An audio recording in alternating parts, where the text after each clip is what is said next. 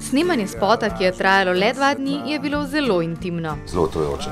Z moje strani je bilo na momente kar malo dolg čas. Ampak je bil že scenarij nekako pripravljen in smo pač tudi vedeli, v kakšno igro gremo. Tako da sva z Nino uživala oziroma trpela.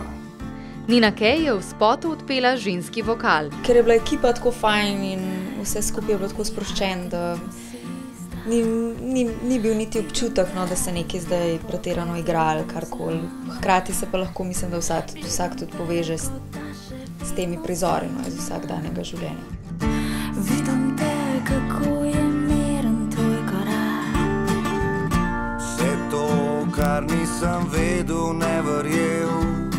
Bigfooti so s spotom želeli ponazoriti, da je ljubezen živa in jo je treba negovati. Probal prizoriti to neko monotonost med dvema, kjer se v bistvu na nek način nehata truditi, na drug način še zmeri poskušata ta nek kontakt vzpostaviti, ampak pa v bistvu na koncu je kot nekako prepozno.